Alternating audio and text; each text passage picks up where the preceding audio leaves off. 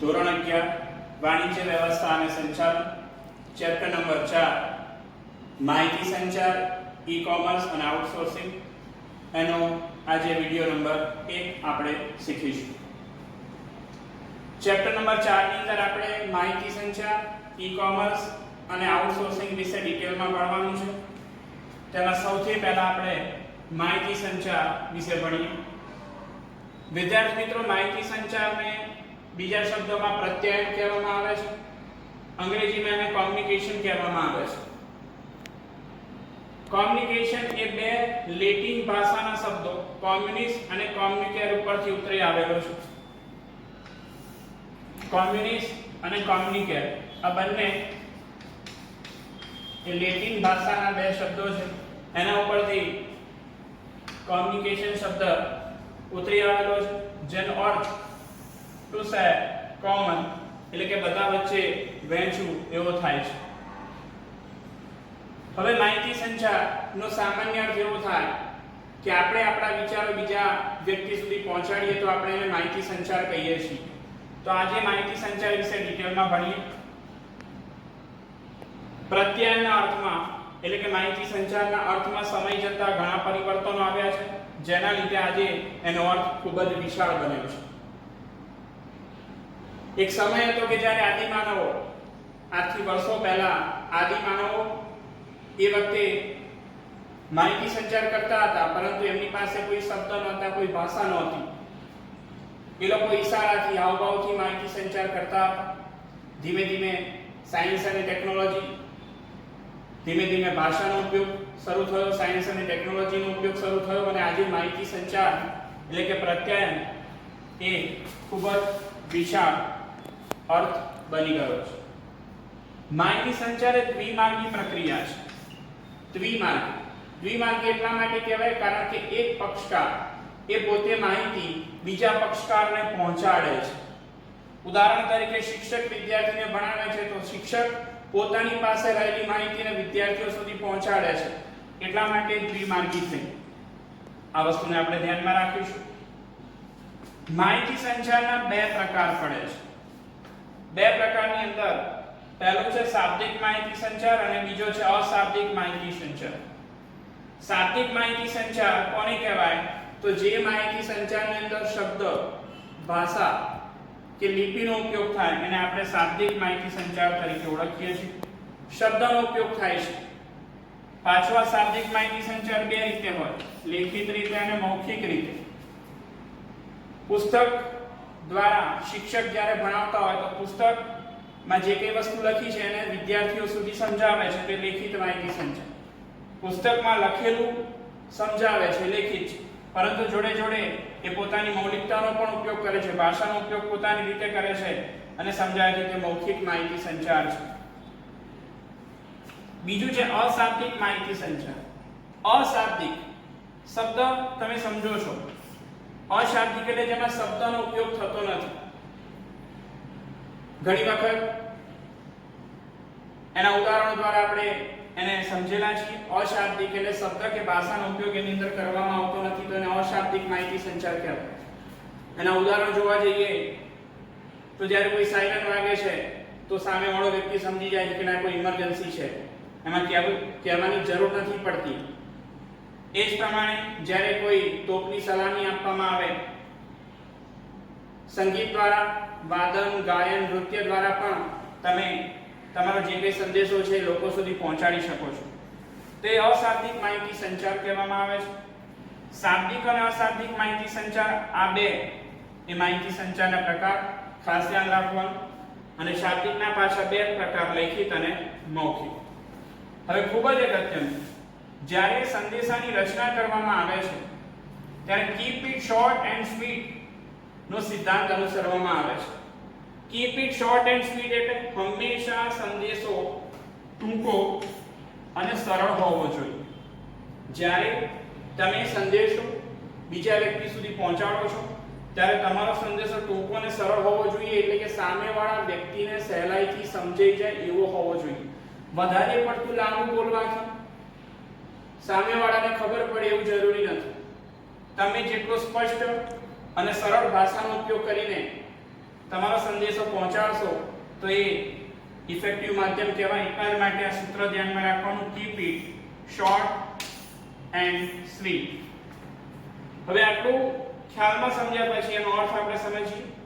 વિચારો, અભિપ્રાયો કે માહિતીનું વક્તવ્ય, લખાણ કે સંદેશાઓ દ્વારા સંદેશાની આપલે કરવી એટલે માહિતી સંચાર. વિદ્યાર્થી મિત્રો, આ અર્થ હું મારા વિચારો, હું મારા અભિપ્રાય કે હું મારી પાસે રહેલી માહિતીનું વક્તવ્ય એટલે કે બોલીને, લખાણ એટલે કે લખીને કે સંદેશાઓ દ્વારા હું શું કરું, સંદેશાની આપલે કરું વિદ્યાર્થીઓ સાથે, તો એને શું કહેવાય?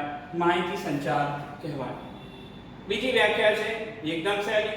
માહિતી સંચાર એટલે આપણા વિચારો બીજાના મગજમાં દાખલ કરવાની પ્રક્રિયા. બીજાના મગજમાં જ્યારે કોઈ વ્યક્તિ પોતાનો વિચાર બીજાના મગજમાં દાખલ કરે છે તો એને માહિતી સંચાર કહેવાય. તમે પણ જ્યારે તમારા મિત્ર જોડે વાત કરો તો તમે તમારા વિચારો તમારા મિત્ર સુધી પહોંચાડવાનું કામ કરો છો. એટલે કે તમારા વિચારો તમારા મિત્રના મગજમાં તમે પહોંચાડવાનું કામ કરો છો, દાખલ કરવાનું કામ કરો છો, તો એને શું કહેવાય? માહિતી સંચાર કહેવાય. તો આ માહિતી સંચારનો ખ્યાલ અને એનો આપણે અર્થ ભણીએ. માહિતી સંચારનું બીજું નામ પ્રત્યય, અંગ્રેજીમાં કોમ્યુનિકેશન કહેવાય. બે લેટિન ભાષાના શબ્દ કોમ્યુનિસ અને કોમ્યુનિકેર ઉપરથી ઉતરી આવેલો છે, જેનો અર્થ ટુ શેર, કોમન એટલે બધા વચ્ચે વહેંચવું એવું થાય. જેમ જેમ સમય બદલાયો એમ એમ આ માહિતી સંચારનો અર્થ વિશાળ એટલે કે વિસ્તૃત બનતો ગયો. એક સમય હતો કે જ્યારે આદિમાનવ પોતાની રીતે માહિતી સંચાર કરતા હતા. ત્યાં કોઈ શબ્દનો ઉપયોગ નહોતા કરતા, ખાલી હાવભાવ દ્વારા એ લોકો પોતાની વાત બીજાને પહોંચાડતા હતા. પણ ધીમે ધીમે ભાષા, લિપિ વિકસી, એનો ઉપયોગ શરૂ થયો. વિજ્ઞાન અને ટેકનોલોજીના કારણે આજે એનો અર્થ ખૂબ જ વિશાળ બની ગયો છે. દ્વિમાર્ગી પ્રક્રિયા આવડવું જોઈએ, એમસીક્યુમાં પૂછાય. એના બે પ્રકાર છે, શાબ્દિક અને અશાબ્દિક. શાબ્દિક એટલે જેમાં શબ્દનો ઉપયોગ થાય, અશાબ્દિક એટલે એનો ઉપયોગ શબ્દનો ઉપયોગ નથી થતો. અને હંમેશા આપણો સંદેશો ટૂંકો અને સરળ હોવો જોઈએ. અને એની વ્યાખ્યા જે એક માર્કમાં પૂછાય, સૌથી સહેલી વ્યાખ્યા, માહિતી સંચાર એટલે આપણા વિચારો બીજાના મગજમાં દાખલ કરવાની પ્રક્રિયા. વિદ્યાર્થી મિત્રો, આ ખ્યાલ અને આ અર્થ પૂરો કર્યા બાદ હવે આપણે માહિતી સંચારની પ્રક્રિયાના સોપાનો શીખીએ. સોપાન, માહિતી સંચારની પ્રક્રિયાના સોપાન એટલે કે માહિતી સંચાર ની પ્રક્રિયા કયા સ્ટેપમાં થાય છે એ શીખીએ. પહેલા માહિતી શું છે એને આપણે સમજી લઈએ. માહિતી તો આધાર સામગ્રી પર પ્રક્રિયા કર્યા બાદ મળતી નિપજ એટલે કે માહિતી. આધાર સામગ્રી, આધાર સામગ્રીને અંગ્રેજીમાં ડેટા કહેવાય. તમે આધાર સામગ્રી એટલે ડેટા ઉપર પ્રોસેસ કરો અને પ્રોસેસ કર્યા પછી નિપજ, નિપજ એટલે મળતી ઉપજ અથવા જવાબ, જવાબને શું કહેવાય? માહિતી. માહિતી એટલે ઇન્ફોર્મેશન. માહિતી એટલે ઇન્ફોર્મેશન. એક ઉદાહરણ દ્વારા સમજીએ. તમે ધારો કે કોઈ વસ્તુ ખરીદવા જાઓ છો, તમે ટ્યુબલાઇટ ખરીદવા ગયા. ટ્યુબલાઇટ ખરીદવા જાઓ છો તો તમે 5 અલગ અલગ ઇલેક્ટ્રિકની દુકાને ટ્યુબલાઇટના ભાવ પૂછ્યા. અને ટ્યુબલાઇટના ભાવ પૂછ્યા તો એને શું કહેવાય? આધાર સામગ્રી કહેવાય. તમે 5 અલગ અલગ દુકાને ટ્યુબલાઇટના ભાવ પૂછો છો તેને આધાર સામગ્રી કહેવાય. અને એ 5 અલગ અલગ દુકાનોમાંથી કઈ દુકાને ટ્યુબલાઇટનો ભાવ ઓછો છે અને કઈ દુકાને ટ્યુબલાઇટનો ભાવ વધુ છે એને શું કહેવાય? માહિતી કહેવાય, એટલે કે ઇન્ફોર્મેશન કહેવાય. તો આ વસ્તુને ધ્યાનમાં રાખજો, એક માર્કમાં વારંવાર પૂછાય છે. માહિતી તો આધાર સામગ્રી ઉપર પ્રક્રિયા કર્યા બાદ મળતી નિપજ એટલે માહિતી. હવે ખૂબ અગત્યનો જવાબ જે વારંવાર 2 કે 3 માર્કમાં પૂછાય છે, માહિતી સંચારની પ્રક્રિયાના સોપાન. વિદ્યાર્થી મિત્રો, અહીંયા તમે જોઈ શકો છો કે કુલ 6 અલગ અલગ સોપાનો છે, 6 અલગ અલગ સ્ટેપ છે. પહેલું છે સંદેશાનું ઘડતર. હવે જ્યારે માહિતી સંચાર કરવાની હોય એટલે કે માહિતી સંચારની પ્રક્રિયા કરવાની હોય તો સૌથી પહેલા શું કરવામાં આવે છે? સંદેશાનું ઘડતર કરવામાં આવે છે. એટલે કે સંદેશો કાં તો લેખિત કાં તો મૌખિક સ્વરૂપમાં પ્રશ્ન રૂપે તૈયાર કરવામાં આવે છે. સંદેશાનું ઘડતર. તમારે કોઈ પણ વ્યક્તિ જોડે વાત કરવી હોય તો સૌથી પહેલા તમે એ વ્યક્તિને શું પૂછવા માંગો છો એ પ્રશ્ન તમારા મનમાં વિચારી લો છો. ત્યારબાદ માધ્યમની પસંદગી. બીજો મુદ્દો શું છે? માધ્યમની પસંદગી. તમે પ્રશ્ન તો વિચારી લીધો, પણ એ પ્રશ્નને પહોંચાડવા માટે તમારી પાસે માધ્યમ હોવું જોઈએ. આજે ઘણા બધા માધ્યમ છે. તમે એ વ્યક્તિને રૂબરૂમાં વ્યક્તિગત એટલે કે રૂબરૂ મળીને પણ એને વાત કરી શકો, તમારો પ્રશ્ન પહોંચાડી શકો. એ ઉપરાંત ટેલિફોન,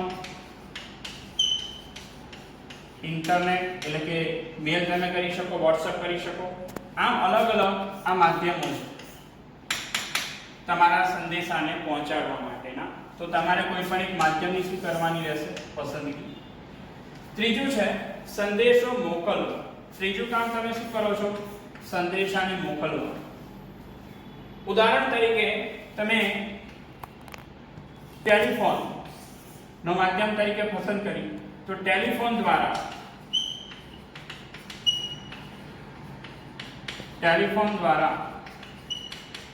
સંદેશો મોકલવામાં આવશે. કોઈ પણ માધ્યમની તમે પસંદગી કરી શકો. જોડે જોડે આપણે ઉદાહરણ પણ સમજતા જઈએ. ઉદાહરણ તરીકે કોઈ વિદ્યાર્થી આપણા ક્લાસીસની જ વાત કરીએ તો વિદ્યાર્થીને એની બેચનો સમય જાણવો છે. વિદ્યાર્થીને પોતાની બેચનો સમય જાણવો છે. ધારો કે 11 એ બેચમાં એક વિદ્યાર્થી છે તો 11 એ બેચનો વિદ્યાર્થી ક્લાસનો સમય જાણવા માટે સૌથી પહેલા શું કરશે? સંદેશાનું ઘડતર કરશે. એટલે એના પ્રશ્નો વિચારી નાખશે કે આર્યન ક્લાસીસની અંદર ધોરણ 11A માં ધારો કે સોમવાર, તો સોમવારનો સમય શું છે? 11A બેચ વિદ્યાર્થીની બેચ છે.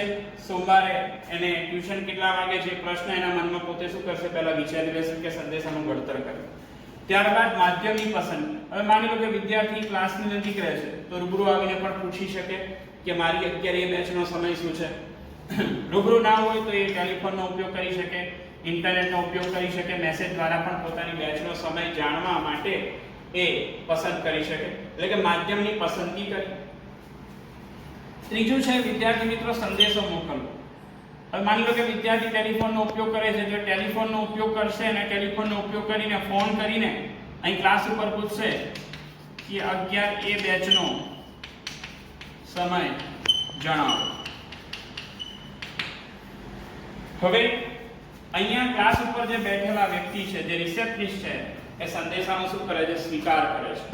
એમના દ્વારા સંદેશાનો શું કરવામાં આવશે? સ્વીકાર કરવામાં આવશે. અહીંયા જે કંઈ પણ રિસેપ્શનિસ્ટ પર બેઠા છે એ સાંભળશે કે એક વિદ્યાર્થી 11A બેચનો સમય જાણવા માંગ્યો છે. એટલે અહીંયા ટેલિફોન દ્વારા જ એ સંદેશાનો શેનો સંદેશો?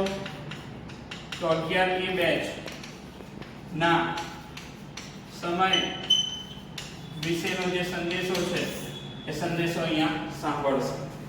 ત્યારબાદ એ સંદેશાનું શું કરવામાં આવે છે? અર્થઘટન. અર્થઘટન કરવું એટલે જે અહીંયા શબ્દ વાપર્યા વિદ્યાર્થીએ સ્પષ્ટ કીધું કે ધોરણ 11A બેચનો સોમવારનો સમય શું છે, તો એનું અર્થઘટન થશે કે વિદ્યાર્થી દ્વારા 11A બેચનો સોમવારનો સમય પૂછવામાં આવ્યો છે. અને છેલ્લે વિદ્યાર્થી મિત્રો એ સંદેશામાં શું કરવામાં આવે? પ્રત્યુત્તર એટલે એનો રિપ્લાય આપવામાં આવે. અહીંયા રિસેપ્શનિસ્ટ ઉપર બેઠેલો વ્યક્તિ જો છે અલગ અલગ બેચોના સમય, એમાંથી 11A બેચનો સમય હોય, ધારો કે સોમવારે 4 થી 5 BA નો લેક્ચર છે તો કઈ કહેવામાં આવશે કે તમારે સોમવારે 4 થી 5 BA વિષયનો લેક્ચર રહેશે. તો આ રીતે સંદેશાનો પ્રત્યુત્તર આપવામાં આવશે. તો વિદ્યાર્થી મિત્રો આ 6 અલગ અલગ સોપાન હતા. માહિતી સંચારની પ્રક્રિયાના સ્ટેપ હતા. તમે માહિતી સંચાર કરો છો તો આ રીતે જ માહિતી સંચાર થાય. યાદ રાખજો, સામાન્ય કોઈ પણ રીતે તમે માહિતી સંચાર કરો તો આ સ્ટેપ ફોલો કરવા પડે. સૌથી પહેલા તમારે તમારા મગજમાં સંદેશો તૈયાર કરી નાખવો પડે, પછી માધ્યમની પસંદગી કરવી પડે, ત્યારબાદ સંદેશાને મોકલવાનો છે, સામે બેઠેલો વ્યક્તિ સંદેશો સ્વીકારશે, પછી એ જ વ્યક્તિ સંદેશાનું અર્થઘટન કરશે અને છેલ્લે એ સંદેશાનો શું આપે છે, પ્રત્યુત્તર એટલે કે એનો રિપ્લાય આપે છે. તો આ જવાબ ખૂબ અગત્યનો, જે તમને 2 કે 3 માર્કની અંદર પરીક્ષામાં પૂછાઈ શકે. આ જવાબ 2 થી 3 માર્કમાં વારંવાર પરીક્ષામાં પૂછાય છે. આપણે માહિતી સંચારનો ખ્યાલ ભણ્યા, માહિતી સંચારની પ્રક્રિયાના સોપાન ભણ્યા. હવે આગળ માહિતી સંચારમાં જ ઇન્ટરનેટ નો પહેલા અર્થ ભણીએ. ઇન્ટરનેટ વિશે ડિટેલમાં ભણવાનું છે. તો ઇન્ટરનેટ, વિદ્યાર્થી મિત્રો તમે બધા ઇન્ટરનેટ ને બહુ સારી રીતે હવે જાણો છો. આજનો સમય જ ઇન્ટરનેટનો સમય છે. તો ઇન્ટરનેટ એ 2 શબ્દોનો બનેલો છે, ઇન્ટરકનેક્શન અને નેટવર્ક. ઇન્ટરકનેક્શન અને નેટવર્ક એટલે કે આંતરજાળ. ઇન્ટર એટલે આંતર, નેટ એટલે જાળ. ઇન્ટર વત્તા નેટ. ઇન્ટર એટલે આંતર, નેટ એટલે જાળ. ઇન્ટર એટલે આંતર, નેટ એટલે જાળ. તો શું છે ઇન્ટરનેટ? તો ઇન્ટરનેટ એ સૌથી મોટી કોમ્પ્યુટર સંચાલિત સિસ્ટમ છે. ઇન્ટરનેટ એ સૌથી મોટી કોમ્પ્યુટર સંચાલિત સિસ્ટમ છે. ધ્યાન રાખજો ખાસ, શેના દ્વારા સંચાલિત છે? કોમ્પ્યુટર સંચાલિત. આખા વિશ્વના કોમ્પ્યુટરો, ધ્યાન રાખજો, આખા વિશ્વના કોમ્પ્યુટરને જોડી દેવામાં આવે છે. આ ઇન્ટરનેટના બીજા નામો જોવા જઈએ તો the net, information super highway અને સાયબર સ્પેસ. 1 માર્કમાં વારંવાર પૂછાતો જવાબ ઇન્ટરનેટના બીજા નામો જણાવો તો તમને આવડવું જોઈએ છોકરાઓ. ઇન્ટરનેટના બીજા નામ the net, information super highway અને સાયબર સ્પેસ. તો અહીંયા આ ઇન્ટરનેટ ની અંદર આ એક બેઝિક વસ્તુ છે જે તમારે ધ્યાનમાં રાખવાની છે. 2 શબ્દ ઇન્ટરકનેક્શન અને નેટવર્ક, એના ઉપરથી ઇન્ટરનેટ શબ્દ બને એટલે કે આંતરજાળ. શેનું આંતરજાળ? કોમ્પ્યુટરનું આંતરજાળ. ધ્યાન રાખજો, કોમ્પ્યુટરનું આંતરજાળ આખા વિશ્વના કોમ્પ્યુટરોને એકબીજા સાથે કનેક્ટ કરી દેવામાં આવે છે, જેથી કરીને તમને માહિતી સરળતાથી આખા વિશ્વની મળી જાય છે. હવે એને વધારે સમજીએ તો સૌથી પહેલા 2 શબ્દ આપણે સમજવા પડે, નેટવર્ક અને કોમ્પ્યુટર નેટવર્ક. નેટવર્ક નેટવર્ક એટલે જ્યારે કોમ્પ્યુટરને એકબીજા સાથે જોડીને જે આખું સર્કલ ઊભું કરવામાં આવે છે એને નેટવર્ક કહેવાય. કોમ્પ્યુટર નેટવર્ક તો 2 કે 2 થી વધુ કોમ્પ્યુટર્સને, 2 કે 2 થી વધુ કોમ્પ્યુટરને સહિયારા હેતુ માટે, સહિયારા હેતુ માટે એટલે એક કોમ્પ્યુટરમાં પડેલી માહિતી બીજા કોમ્પ્યુટરમાં જોઈ શકાય એટલા માટે એ બધા જ કોમ્પ્યુટરને એકબીજા સાથે શું કરી દેવામાં આવે? જોડી દેવામાં આવે. તો એને શું કહેવાય? Computer network. આવું કોમ્પ્યુટર નેટવર્ક એટલે કે કોમ્પ્યુટરને હાર્ડવેર અને સોફ્ટવેર બંનેથી જોડવામાં આવે છે. છોકરાઓ ધ્યાન રાખજો, કોમ્પ્યુટરને હાર્ડવેર અને સોફ્ટવેર બંનેથી જોડવામાં આવે છે. કેમ? તો સહિયારા હેતુ માટે, અંદર જે કંઈ માહિતી છે એ માહિતીને તમે જાણી શકો એટલા માટે. તો કોમ્પ્યુટર નેટવર્કનો અર્થ ફરી વખત ધ્યાન રાખજો, 2 કે તેથી વધુ કોમ્પ્યુટર્સને સહિયારા હેતુ માટે એકબીજા સાથે હાર્ડવેર અને સોફ્ટવેરથી જોડવામાં આવે તો એને શું કહેવાય? કોમ્પ્યુટર નેટવર્ક કહેવામાં આવે છે. હવે વિદ્યાર્થી મિત્રો, આ કોમ્પ્યુટર નેટવર્કના 4 પ્રકારો. એક નવો પ્રશ્ન કહી શકાય. આ સામાન્ય બેઝિક હતું ઇન્ટરનેટ માટે. કોમ્પ્યુટર નેટવર્કના 4 પ્રકારો છે. 2 માર્કમાં પૂછાતો પ્રશ્ન. કોમ્પ્યુટર નેટવર્કના પ્રકાર, સૌથી પહેલું છે LAN, બીજું છે CAN, ત્રીજું MAN, ચોથું WAN. તો પહેલા તો એનો આખો જે અર્થ છે, આખું નામ છે એને જોઈએ. LAN, local area network. Local area network સમજાવું છું. CAN, campus area network. MAN, metropolitan area network. And WAN, wide area network. CAN, સૌથી પહેલા LAN શું છે? LAN, LAN, local area network. વિદ્યાર્થી મિત્રો, આજે તમે તમારા ઘરની અંદર જાણો જ છો કે તમે કોઈ પણ નેટ વાપરો છો, એ નેટ દ્વારા તમે તમારી જાતે LAN બનાવી દો છો. તમારા ઘરે GTPL નું નેટ હોય તો એ નેટ જે તમારા ઘરમાં આવ્યું, રાઉટર ડિવાઇસમાં કનેક્ટ કર્યું અને રાઉટર દ્વારા તમે તમારા ઘરમાં સ્માર્ટ ટીવી છે કે 2 કે 3 મોબાઈલ છે અથવા લેપટોપ એની જોડે કનેક્ટ કરો છો.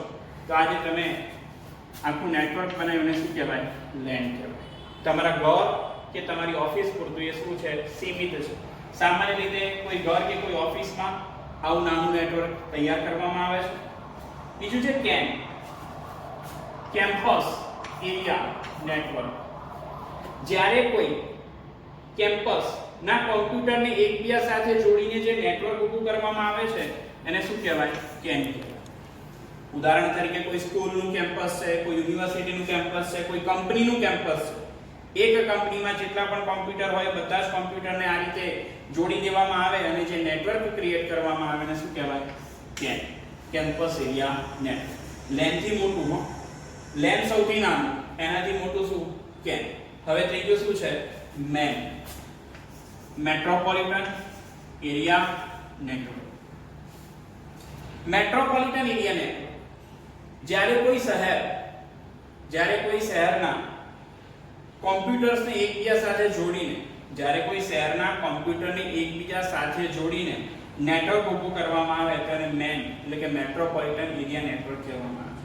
કોઈ શહેર, અમદાવાદ શહેર છે તો અમદાવાદ શહેરના જેટલા કોમ્પ્યુટર છે એને એકબીજા સાથે જોડીને જે નેટવર્ક બનાવવામાં આવ્યું એને કહેવાય મેન. અને વિદ્યાર્થી મિત્રો સૌથી છેલ્લો કોમ્પ્યુટર નેટવર્કનો પ્રકાર છે વેન, wide area network. Wide area network આખા વિશ્વના કોમ્પ્યુટરને, ખાસ ધ્યાન રાખજો, આખા વિશ્વના કોમ્પ્યુટરને એકબીજા સાથે જોડીને જે નેટવર્ક ઊભું કરવામાં આવે છે એને વેન કહેવાય.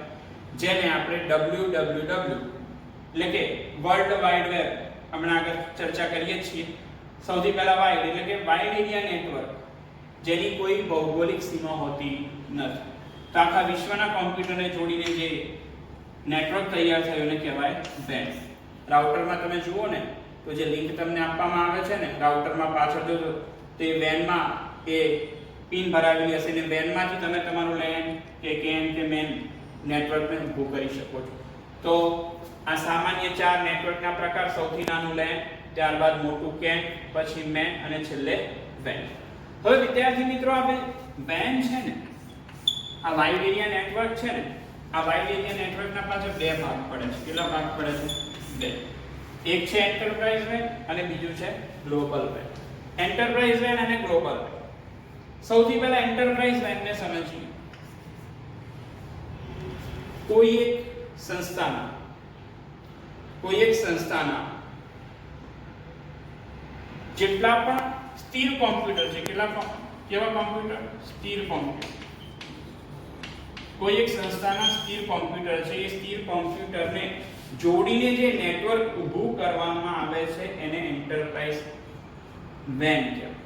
કોઈ એક સંસ્થાના સ્થિર કોમ્પ્યુટરને જોડીને જ્યારે કોઈ નેટવર્ક ઊભું કરવામાં આવે છે તેને એન્ટરપ્રાઇઝ વેન, જેને બીજા શબ્દમાં ખાસ ધ્યાન રાખજો વારંવાર પૂછાય છે ઇન્ટ્રાનેટ. ઇન્ટરનેટ અને ઇન્ટ્રાનેટમાં બહુ મોટો ફરક છે. ઇન્ટરનેટ અને ઇન્ટ્રાનેટમાં બહુ મોટો ફરક છે. ઇન્ટ્રાનેટ એટલે કોઈ એક સંસ્થાએ પોતાના ઉપયોગ માટે શું બનાવ્યું હોય? નેટવર્ક બનાવ્યું. ઉદાહરણ છે ભારતીય રેલવેનું. ભારતીય રેલવે જે છે એ ભારતીય રેલવે પોતાના જેટલા પણ કોમ્પ્યુટર છે એ બધા જ કોમ્પ્યુટરને શું કર્યું? તે એકબીજા સાથે જોડીને જે કોમ્પ્યુટરનું નેટવર્ક તૈયાર કરીને શું કહેવાય? એન્ટરપ્રાઇઝ. અને એના જ કારણે આજે તમે ભારતીય રેલવેની અંદર કોઈ પણ ટિકિટ, તમારે કોઈ પણ સ્થળની ટિકિટ ગમે ત્યાંથી ગમે તે સ્થળની ટિકિટ બુક કરવી હોય તો ગમે તે કોમ્પ્યુટરાઇઝ રિઝર્વેશન સેન્ટર ઉપર બુક કરાવી શકો છો. આ શક્ય કેમ બન્યું? ઇન્ટરનેટ ના કારણે. બીજું છે ગ્લોબલ વેન. ગ્લોબલ વેન તો સમજીએ. સૌથી પહેલા તો સૌથી વિશાળ નેટવર્ક, એની કોઈ ભૌગોલિક સીમા હોતી જ નથી. કોઈ જ ભૌગોલિક સીમા હોતી નથી. એટલે કે આખા વિશ્વના કોમ્પ્યુટર્સને જોડી દીધા એટલે ગ્લોબલ વેન, જેને WWW વર્લ્ડ વાઇડ વેબના નામે ઓળખવામાં આવે છે. તો આ ખાસ ધ્યાન રાખવાનું.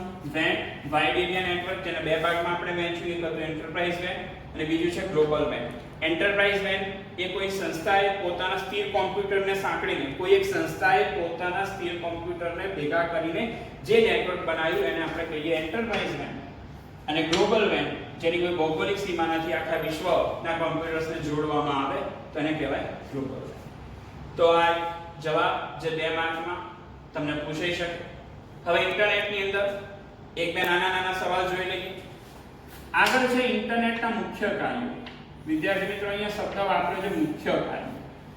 તમે ઇન્ટરનેટના કાર્યોની વાત કરો ને તો આખી ચોપડી લખો તો પણ ઓછી પડે. ઇન્ટરનેટના કાર્યોની વાત કરીએ તો આખી ચોપડી તમે લખવા જાઓ તો પણ ઓછી પડે. પણ ઇન્ટરનેટના જે મુખ્ય કાર્યો છે તો આ મુખ્ય કાર્યો છે 3. પહેલું છે અન્ય વ્યક્તિઓ સાથે સંપર્ક, બીજું માહિતીની પ્રાપ્તિ, ત્રીજું અન્ય કોમ્પ્યુટર સિસ્ટમ સાથે જોડાણ. તો સમજીએ. પહેલું છે અન્ય વ્યક્તિઓ સાથે સંપર્ક. આજે તમે બધા બહુ જ સારી રીતે આ કાર્યને સમજો છો. ઇન્ટરનેટ દ્વારા આજે તમે કોઈ પણ વ્યક્તિ સાથે સંપર્ક ગમે ત્યારે બાંધી શકો છો. તમારી પાસે ઇન્ટરનેટ કનેક્શન હોવું જોઈએ. સામેવાળો વ્યક્તિ દુનિયાના કોઈ પણ ખૂણામાં હોય, તમે એની સાથે રૂબરૂમાં જે એકબીજાને મળો છો એ રીતે તમે શું કરી શકો છો? સંપર્ક કરી શકો છો. આજે WhatsApp કોલિંગ છે કે અન્ય કોઈ રીતે તમે વિડિયો કોલ કરીને શું કરી શકો છો? અન્ય વ્યક્તિ જોડે સીધો સંપર્ક રાખી શકો છો. તો આ પહેલું મુખ્ય કાર્ય. બીજું મુખ્ય કાર્ય છે માહિતીની પ્રાપ્તિ. આજે ઇન્ટરનેટ દ્વારા દુનિયાની કોઈ પણ ખૂણાની કોઈ પણ માહિતી તમારે જોઈતી હોય એ આજે 1 કે 2 સેકન્ડમાં તમને તમારી કોમ્પ્યુટરની સ્ક્રીન ઉપર કે મોબાઈલની કે લેપટોપની સ્ક્રીન ઉપર આજે મળી જાય છે. કેમ? કારણ કે આખી દુનિયાના કોમ્પ્યુટર્સને એકબીજા સાથે જોડી દીધા ઇન્ટરનેટના દ્વારા. માટે આજે દુનિયાની દરેક માહિતી તમે સરળતાથી ઇન્ટરનેટ દ્વારા મેળવી શકો છો. ત્રીજું છે અન્ય કોમ્પ્યુટર સિસ્ટમ સાથે જોડાણ. આજે એક કોમ્પ્યુટર સિસ્ટમ બીજી કોમ્પ્યુટર સિસ્ટમ સાથે જોડાઈ ગઈ એટલા માટે બેંકનું કામ સહેલું બની ગયું. રેલવેની ટિકિટો તમે ગમે ત્યાંથી બુક કરી શકો છો.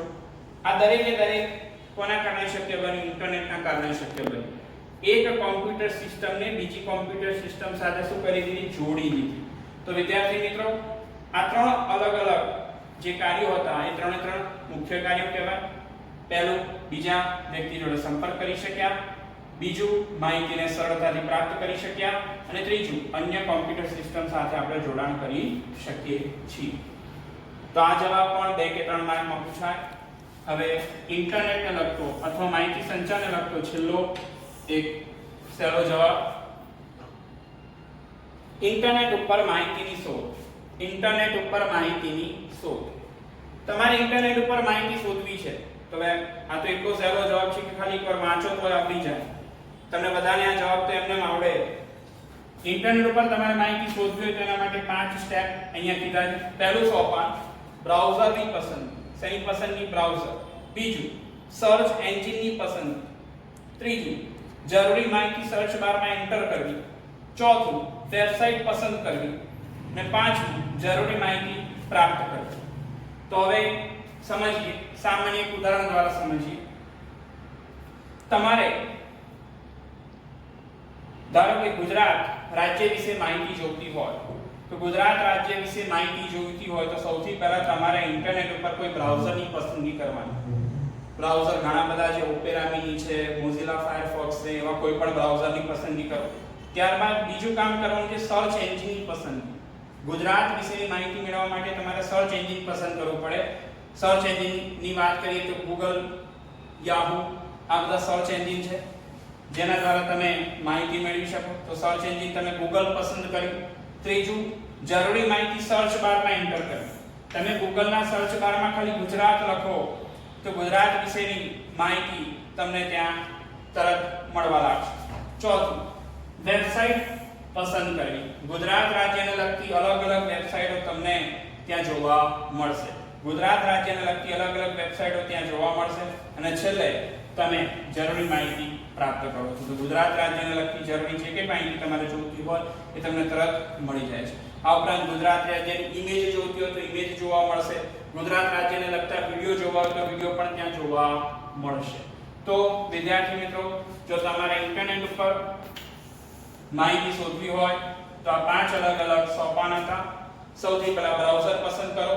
બ્રાઉઝર એટલે કે ફાયરફોક્સ છે, મોઝિલા છે, યુસી બ્રાઉઝર છે, સર્ચ એન્જિન ગૂગલ કે યાહુ કોઈ પણ જરૂરી માહિતી તમે એમાં એન્ટર કરો. ચોથું વેબસાઇટ અલગ અલગ દેખાય છે એમાંથી કોઈ પણ એક વેબસાઇટ પસંદ કરો અને છેલ્લે જરૂરી માહિતી પ્રાપ્ત કરી શકાય. તો વિદ્યાર્થી મિત્રો અહીંયા મેં આખી વસ્તુ જે અહીંયાથી સુધી તમને શીખવાડી એ બધામાં માહિતી સંચાર અને ઇન્ટરનેટ વિશેની જે અગત્યની વાતો હતી આપણે શીખ્યા. આ પાઠનું નામ છે માહિતી સંચાર, ઈ-કોમર્સ અને આઉટસોર્સિંગ. તો માહિતી સંચારને લગતી જેટલી પણ વાતો હતી મેં અહીંયા પૂરી કરી. હવે આ પાઠમાં બીજું જે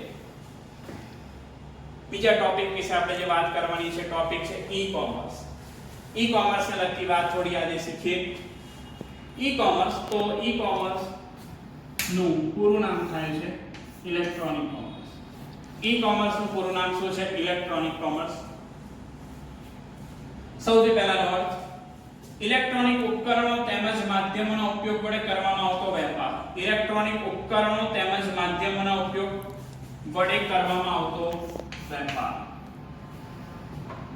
આજનો જમાનો આધુનિક છે. આધુનિક જમાનામાં આજે ઈ-કોમર્સ ખૂબ જ સક્સેસ માધ્યમ ગયું છે.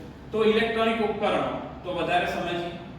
આજે તમે ઈ-કોમર્સ દ્વારા ખરીદી, વેચાણ, વિજ્ઞાપન, નાણાંની ફેરબદલી એ ઉપરાંત અલગ અલગ ઉત્પાદકો સાથે સરખામણીઓ અલગ અલગ કાર્યો તમે સરળતાથી કરી શકો છો. ઇન્ટરનેટના માધ્યમ દ્વારા ઇલેક્ટ્રોનિક માધ્યમ તો ઇન્ટરનેટ. હવે આમાં તમને સવાલ છે સાહેબ ઇલેક્ટ્રોનિક ઉપકરણો કયા? તો ઇલેક્ટ્રોનિક ઉપકરણની વાત કરીએ તો કોમ્પ્યુટર, ઇન્ટરનેટ, ઈમેલ, એ ઉપરાંત બેંકો દ્વારા આપવામાં આવતા ક્રેડિટ કાર્ડ અને ડેબિટ કાર્ડ.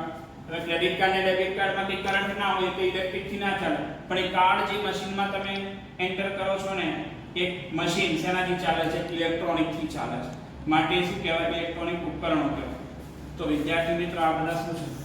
સાધનો અને માધ્યમો.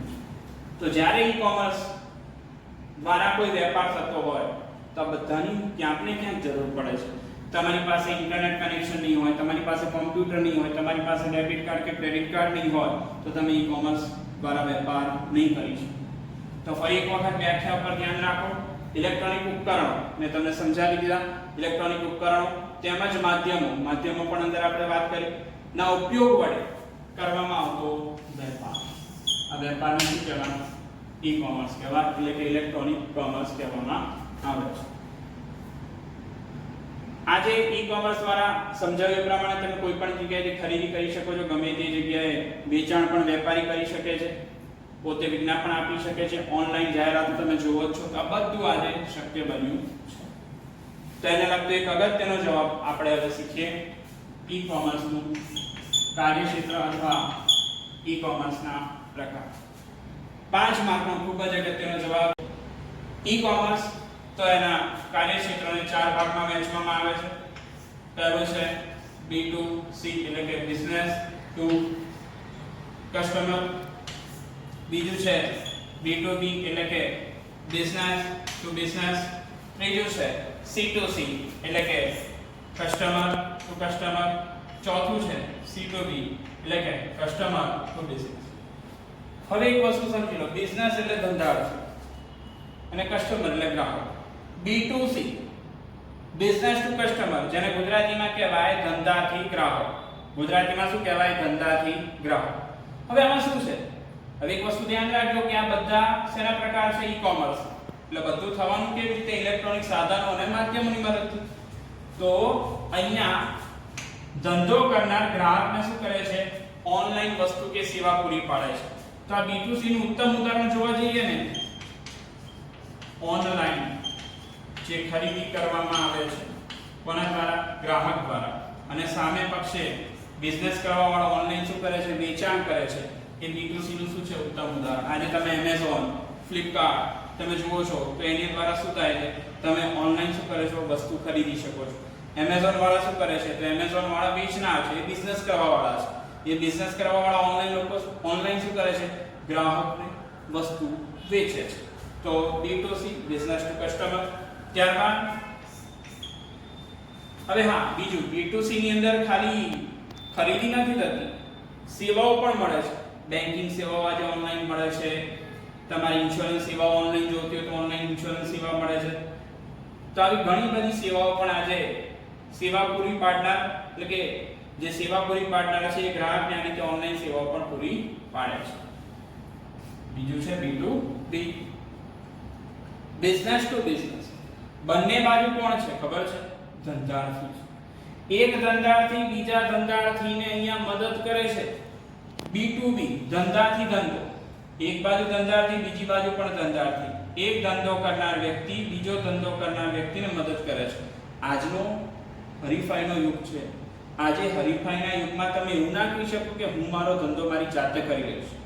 આજે તમે ધંધો કરો છો તો તમારે બીજો ધંધો કરનાર વ્યક્તિ ઉપર આધારિત રહેવું પડે, બીજો ધંધો કરનાર વ્યક્તિની મદદ લેવી પણ પડે. છૂટકો નથી, હેને? તો એક ધંધો કરનાર બીજો ધંધો કરનારને શું કરે છે? મદદ કરે છે. એકબીજાના ધંધાકીય પ્રવૃત્તિઓને જાણે છે. કદાચ એક ધંધો કરનાર પાસે સ્ટોક તૂટી જાય તો બીજો ધંધો કરનાર એને મદદ કરે છે. ટૂંકમાં એક ધંધો કરનાર બીજો ધંધો કરનારને અહીંયા શું કરે છે? તો એનો ધંધો વધારવાનો. ઉદાહરણ જોઈએ તો જથ્થાબંધ વેપારી શું કરે? છૂટક વેપારી. બંને વેપારી જ છે હો, જથ્થાબંધ વેપારી અને છૂટક વેપારી. તો જથ્થાબંધ વેપારી છૂટક વેપારીને શું કરે છે? તો આ રીતે મદદ કરે છે. એ ઉપરાંત બીજું ઉદાહરણ લઈએ તો કોઈ મલ્ટીનેશનલ કંપની છે. એ મલ્ટીનેશનલ કંપની શું કરે છે? તો કોઈ નાની કંપનીને પાર્ટ્સ વેચે છે. મલ્ટીનેશનલ કંપની જોવા જઈએ તો માની લઈએ કે માઇક્રોસોફ્ટ. તો માઇક્રોસોફ્ટ શું કરે છે? તો બીજી નાની જે સોફ્ટવેર કંપનીઓ છે, બરોબર છે, એમને શું કરે? વસ્તુ વેચે. તો આ રીતે B2B ની અંદર શું થાય છે? બંને ધંધાર્થી એકબીજાને શું કરે છે? મદદ કરે છે. ત્રીજું C2C, કસ્ટમર ટુ કસ્ટમર. આજે આ પણ ખૂબ જ પ્રચલિત બન્યું છે ઈ-કોમર્સ ની અંદર, જેમાં બંને છેડે કોણ છે? ધંધો કરનાર છે. એક બાજુ ગ્રાહક છે, બીજી બાજુ પણ ગ્રાહક છે. એક ગ્રાહક પોતે વસ્તુ વેચવા માંગે છે, જ્યારે બીજી બાજુ રહેલો ગ્રાહક વસ્તુ ખરીદવા માંગે છે. જે ગ્રાહકને વસ્તુ વેચવી છે એ ઓનલાઈન પોતાની વસ્તુ વિશે શું કરે છે? જાહેરાત કરે છે. અને જે ગ્રાહકને વસ્તુ ખરીદવી છે એ આવી જાહેરાત જોયા પછી એ બંને વચ્ચે વાટાઘાટો થાય, અને વાટાઘાટો થયા પછી એ વસ્તુ વિશે ખરીદ વેચાણનું કામ થાય છે. આજે તમે વિદ્યાર્થી મિત્રો જાણો છો OLX.com, બરોબર? આ OLX.com એક એવી કહેવાય કે એપ્લિકેશન છે અને વેબસાઈટ છે કે જેના દ્વારા તમે બંને છેડે ગ્રાહક જ હોય છે, કોઈ વચ્ચે મધ્યસ્થી હોતા નથી. ધારો કે તમારે તમારા ઘરની અંદર તમારું ટુ વ્હીલર છે, તમારું સાધન છે, તમારે તમારું સાધન વેચવું છે. સામે કોઈ ગ્રાહક એવો છે કે જેને જૂનામાં સાધન ખરીદવું છે. તમે તમારી પાસે રહેલું એક્ટિવા વેચવા માંગો છો, તો તમે તમારા એક્ટિવાને લગતા ફોટા, એ કંપની કઈ કંપની જે છે એ કંપની, પછી કયા વર્ષનું એક્ટિવા છે, તમે એની કિંમત કેટલી રાખો છો, એ બધી વસ્તુ મૂકી દો સાઈડ ઉપર. સામે ગ્રાહક જે છે, ગ્રાહક એ વસ્તુ જોશે, એને અનુકૂળ લાગશે એટલે શું કરશે? તમારી જોડે સંપર્ક કરશે, થોડી ઘણી વાટાઘાટો થશે અને પછી વસ્તુ વેચવામાં આવે. આ ઉપરાંત અહીંયા હરાજીની સાઇટ પણ હોય છે. હરાજી એટલે ઓક્શન. હરાજી એટલે ઓક્શન. અહીંયા ઓનલાઈન વસ્તુની હરાજી બોલવામાં આવે છે. તમારી પાસે એવી કોઈ એન્ટિક વસ્તુ છે કે જેના ભાવ તમને સારા મળી શકે છે, તો તમે ઓનલાઈન હરાજીની સાઇટ ઉપર એ વસ્તુને મૂકી દો. તમને એ વસ્તુના જે વધુ ભાવ બોલશે એને તમે શું કરો છો? એ વસ્તુ આપો છો. તો આવી હરાજીની સાઇટ દ્વારા પણ તમે તમારી વસ્તુને વેચી શકો છો. તો C2C. અને છેલ્લું છે C2B, કસ્ટમર ટુ બિઝનેસ. અહીંયા એક છેડે કોણ છે? ગ્રાહક છે, બીજા છેડે કોણ છે? ધંધાર્થી છે. હવે આ બહુ સમજવા જેવી વસ્તુ છે. ગ્રાહક વસ્તુ કોને વેચે છે? ખબર છે? ધંધો કરનારને. ગ્રાહક કોને વસ્તુ વેચે છે? ધંધો કરનાર. તમને થાય કે આવું કેવી રીતે શક્ય બને? તો ઉદાહરણ આપોને સમજાય. કોઈ પ્રોફેશનલ ફોટોગ્રાફર બહુ જ સારા ફોટા પાડે છે, જેને બહુ આવડત છે, સારા ફોટા એની પાસે છે. હવે એવો પ્રોફેશનલ ફોટોગ્રાફર માની લો કે એની પાસે સારા ફોટા છે, એડવેન્ચરને લગતા છે કે કોઈ વાઇલ્ડ લાઈફને લગતા, કોઈ પશુ પક્ષીના સારા પક્ષીના ફોટા છે. તો એ શું કરશે ખબર છે? ઓનલાઈન એ ફોટોગ્રાફ્સ મૂકશે, અને ઓનલાઈન એ ફોટોગ્રાફ્સ મૂક્યા પછી શું કરશે? આવી જે ધંધો કરનાર, જેમ કે ડિસ્કવરી ચેનલ, તો ડિસ્કવરી ચેનલ શું કરશે? ડિસ્કવરી ચેનલ જોડે સંપર્ક કરશે કે મારી પાસે આવો ફોટોગ્રાફ છે. એ ઉપરાંત બીજી બે ત્રણ જે આવી ચેનલ્સ છે અથવા આવા જે કંઈ ગ્રુપ છે જે ફોટોનું કલેક્શન રાખે છે તેમને સંપર્ક કરશે, અને પોતાની આવડત દ્વારા શું કરશે? પોતે પોતાની વસ્તુ શું કરશે? સામે ધંધો કરનારને વેચશે. તો અહીંયા તમારી પાસે કોઈ આવડત છે, તમારી પાસે કોઈ એવું જ્ઞાન છે કે જેનો ઉપયોગ ધંધો કરનારને ઉપયોગી નીવડે, તો એની જોડે તમે આ શેર કરી શકો છો અને રૂપિયા કમાવી શકો છો. તો અહીંયા એક બાજુ ગ્રાહક હતો, બીજી બાજુ ધંધો કરનાર છે. ગ્રાહક પોતાની વસ્તુ શું કરે છે? ધંધો કરનારને વેચે છે. ગ્રાહક અહીંયા શું કરે છે? ભાવ પણ નક્કી કરશે. ભાવ અને ચૂકવણી ની શરત ગ્રાહક નક્કી કરે છે. કોણ નક્કી કરે છે? ગ્રાહક. ગ્રાહક નક્કી કરશે કે પેમેન્ટ કેવી રીતે તમારે. અહીંયા બીજું ભાવતાલમાં થતો સમય બગડતો નથી, કારણ કે મોટે ભાગે બાર્ગેનિંગ કોણ કરતો હોય? ગ્રાહક કરતો હોય. અહીંયા તો ગ્રાહક જ વેચવા વાળો છે, કોને? ધંધો કરનાર. એટલે બાર્ગેનિંગનો કોઈ પ્રશ્ન આવતો નથી, ભાવતાલનો કોઈ પ્રશ્ન આવતો નથી. હવે એક છેલ્લી વસ્તુ છે, આ દરેકે દરેકની અંદર સરકારને એક સ્વાયત્ત અસ્તિત્વ માની લેવામાં આવે, સરકારને એક ઇન્ડિપેન્ડન્ટ બોડી માની લેવામાં આવે તો ત્રણ બીજા વ્યવહારો ઉભા થાય. એક છે સરકારથી વ્યવસાય, બીજું સરકારથી નાગરિક અને ત્રીજું સરકારથી સરકાર. તો સમજીએ, સરકારથી વ્યવસાય. આજે ધંધો કરનાર વ્યક્તિ, એ ધંધો કરનાર વ્યક્તિ શું કરે છે ખબર છે? પોતાને ધંધાને લગતા જે કંઈ પણ કામકાજ છે ને એ ઓનલાઈન સરકાર પાસે કરાવે છે. એને કોઈ ક્લિયરન્સ સર્ટિફિકેટ જોઈતું હોય, એને પોતાનો ધંધો શરૂ કરવા માટે જે કંઈ પણ કહેવાય અરજી કરી છે તે કેટલે એનું નિરાકરણ આવ્યું કે નહીં એ બધું ઓનલાઈન જાણી શકે છે. સરકારથી નાગરિક, નાગરિકને કોઈ પણ કામ છે, ધારો કે કોઈ નાગરિકને પોતાની જાતિનું પ્રમાણપત્ર જોઈએ છે, કોઈને આવકનો દાખલો જોઈએ છે, તો નાગરિક એ સરકારને અરજી કરીને આજે ઓનલાઈન એ સેવાઓ મેળવી શકે છે. અને ત્રીજું છે સરકારથી સરકાર. એક સરકાર બીજી સરકાર, એટલે કે એક રાજ્ય સરકાર બીજી રાજ્ય સરકારને આ રીતે મદદ કરે છે. ગુજરાત સરકાર મહારાષ્ટ્ર સરકારને મદદ કરે. બંને સરકારના એકબીજાને જે કામો છે, બરોબર છે, એ કામો ઓનલાઈન શું થઈ જાય છે? એ આજે પૂરા થઈ જાય છે. તો આ એક વ્યવસ્થા. તો વિદ્યાર્થી મિત્રો, આ ઈ-કોમર્સનું જે કાર્યક્ષેત્ર છે, આ ચારે ચાર વસ્તુ બહુ જ અગત્યની, અલગ અલગ બે બે માર્કમાં તો પૂછાય જ છે. B2C ની અંદર એટલું યાદ રાખવાનું છે કે એક બાજુ એ કોણ છે? તો ધંધો કરનાર છે, અને બીજી બાજુ કોણ છે? ગ્રાહક છે. અહીંયા B2B માં બંને બાજુ કોણ છે? ગ્રાહક છે. C2C ની અંદર એક બાજુ કસ્ટમર, બીજી બાજુ પણ કસ્ટમર, અને C2B માં ગ્રાહક થી ધંધો. તો આ જવાબ 5 માર્કમાં પૂછાય.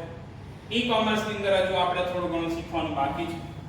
ટૂંકમાં આજે આ વિડિયો લેક્ચરમાં વિદ્યાર્થી મિત્રો આપણે માહિતી સંચારને લગતી બધી વાત પૂરી કરી, ઇન્ટરનેટને લગતી બધી વાત પૂરી કરી, અને ઈ-કોમર્સ ની અંદર એનો અર્થ અને કહેવાય કે એના પ્રકારો છે.